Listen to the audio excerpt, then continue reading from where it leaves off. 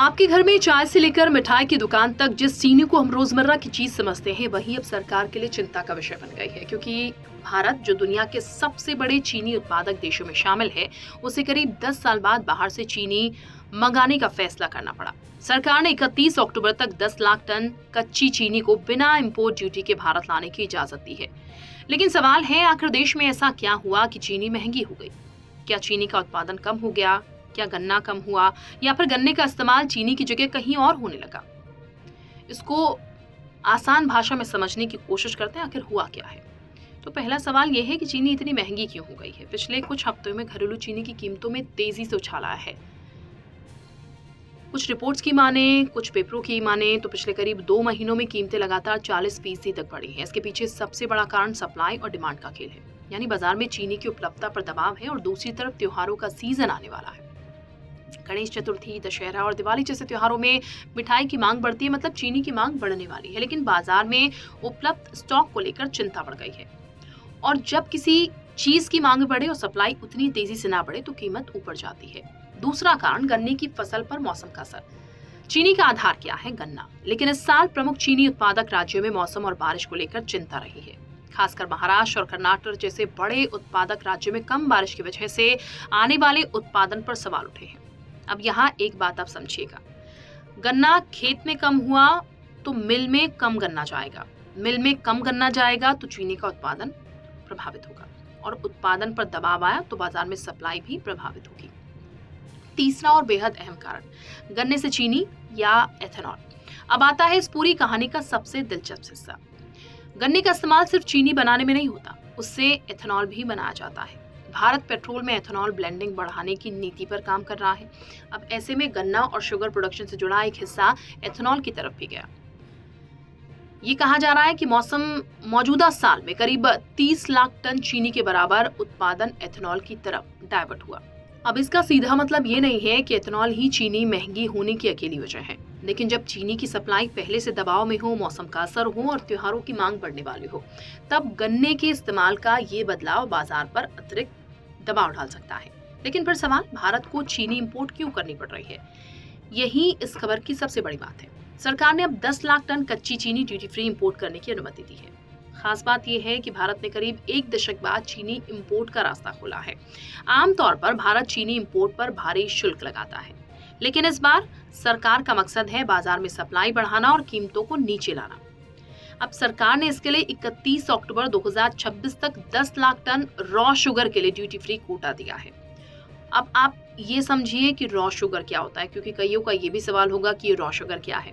यहाँ एक चीज समझनी चाहिए आपको, सरकार सीधे 10 लाख टन तैयार सफेद चीनी नहीं मंगा रही है, बल्कि रॉ शुगर यानी कि कच्ची चीनी के इंपोर्ट की बात कर रही है। इसे भारत में रिफाइनरीज में प्रोसेस करके इस्तेमाल किया जा सकता है। सरकार का अनुमान है कि इससे घरेलू बाजार में अतिरिक्त सप्लाई आएगी और कीमतों पर दबाव कम होगा। अब क्या इससे आम आदमी को फायदा होगा? अगर इंपोर्ट की गई चीनी समय पर बाजार में आती है तो देखिए सप्लाई बढ़ती है, तो कीमतों पर दबाव कम हो सकता है।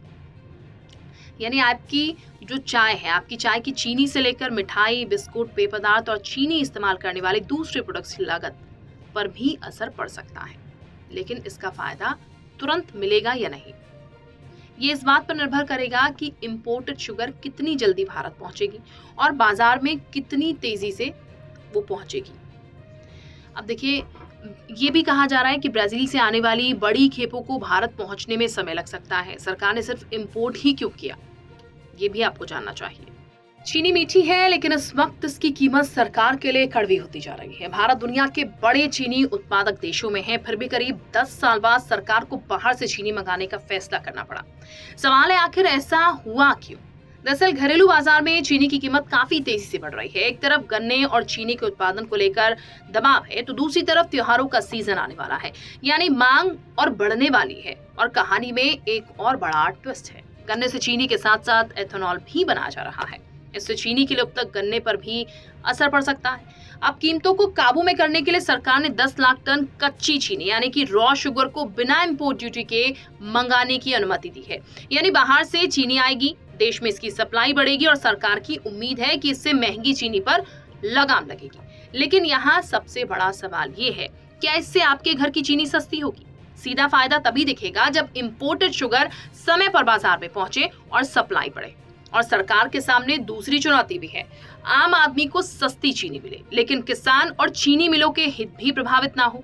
तो अगली बार जब चाय में चीनी डालें, एक सवाल जरूर पूछिएगा, जिस देश में इतना गन्ना पैदा होता है उसे चीनी इंपोर्ट करने की नौबत आखिर क्यों आई? ये सिर्फ चीनी की कीमत की कहानी नहीं है, ये खेती, मौसम, एथेनॉल और सरकार की नीतियां सबके जुड़ने की कहानी है। सरकार ने चीनी की कीमतों को नियंत्रित करने के लिए और भी कदम उठाए हैं। बल्क कंज्यूमर्स यानी कि बड़ी मात्रा में चीनी इस्तेमाल करने वालों के लिए स्टॉक रखने की सीमा घटाकर 15 दिन कर दी गई है। यानी सरकार ये भी सुनिश्चित करना चाहती है कि कोई बड़ी मात्रा में चीनी रोक कर ना रखे और बाजार में कृत्रिम कमी जैसी स्थिति ना बने। लेकिन एक बड़ा सवाल फिर भी बाकी है, भारत जैसे बड़े शुगर प्रोड्यूसिंग देश को आखिर ऐसी स्थिति में क्यों पहुंचना पड़ा? क्योंकि चीनी का बाजार सिर्फ किसान और मिल का मामला नहीं है। इसमें गन्ने की खेती, बारिश, चीनी उत्पादन, एथेनॉल पॉलिसी, सरकारी स्टॉक लिमिट्स, त्योहारों की मांग और इंपोर्ट एक्सपोर्ट पॉलिसी सब एक दूसरे से जुड़े हुए हैं। सरकार के सामने चुनौती भी दो तरफ की है। एक तरफ आम आदमी को महंगी चीनी से राहत देनी, दूसरी तरफ गन्ना किसानों और चीनी मिलों के हितों का भी ध्यान रखना। तो अगली बार जब आप बाजार में चीनी का भाव बढ़ा हुआ दिखे तो इसे सिर्फ दुकानदार की मनमानी समझने से पहले ये पूरी कहानी याद रखिएगा। गन्ना खेत से निकलता है, फिर तय होता है चीनी बनेगा या एथेनॉल। मौसम उत्पादन को प्रभावित करता है, त्योहार मांग बढ़ाते हैं और आखिर में सरकार को तय करना पड़ता है इंपोर्ट करें या नहीं। फिलहाल सरकार ने फैसला कर लिया है, 10 लाख टन कच्ची चीनी बाहर से आएगी। अब देखना ये होगा कि इससे बाजार की कड़वाहट कितनी कम होती है और आम आदमी की चीनी कितनी सस्ती होती है।